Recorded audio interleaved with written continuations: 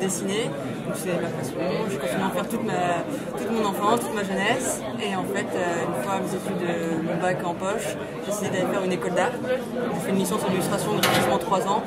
Et après, je me suis lancée dans une illustration jeunesse. Voilà, je voulais faire des dessins pour les livres pour enfants. Donc j'ai fait tout ce qui était les manuels scolaires, les magazines pour les enfants, les livres de contes.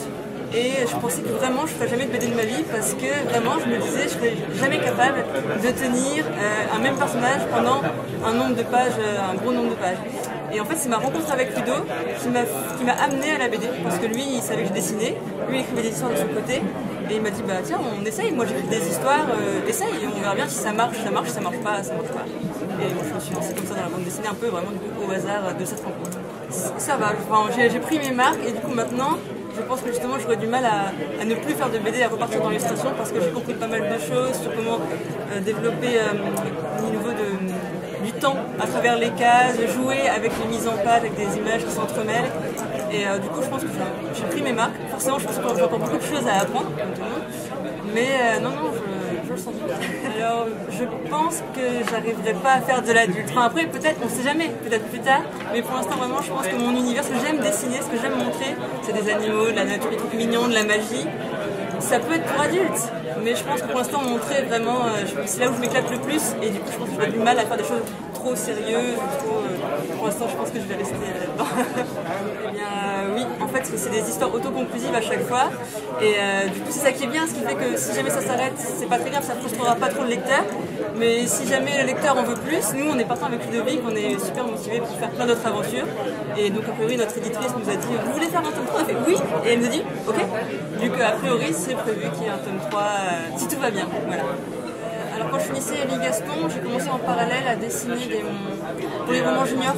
Du coup les couvertures, les illustrations dans les romans juniors, c'est un petit illustration qui me prenait moins de temps que la BD que je pouvais faire en parallèle. Donc je continue à faire ça.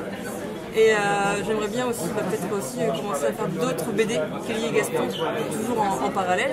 Pas lâcher Élie Gaston, mais commencer moi-même à réfléchir, soit à faire mes propres histoires, soit à travailler avec un autre scénariste pour envisager d'autres aventures, toujours pour la jeunesse.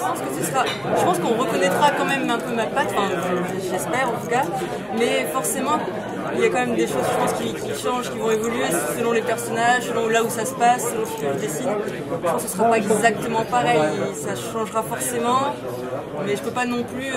j'ai pas 10 000 styles en fait, j'ai pas 10 000 styles, du coup je pense que ça restera un peu du Lee Gaston, mais différent.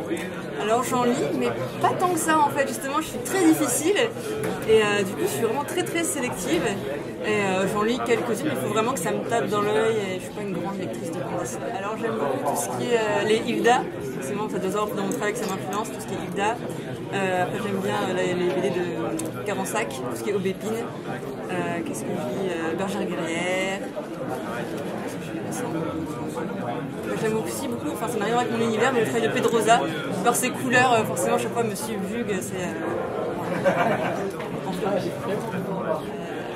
Je pense que ce serait, je sais pas qu'on prononce Tove ou Tove Jansson, la maman des Moumines, parce que j'ai grandi avec les Moumines, que j'adore cet univers qui est justement un petit peu vraiment magique, loufoque, mais en même temps ce côté un peu rassurant, cocon pour les enfants.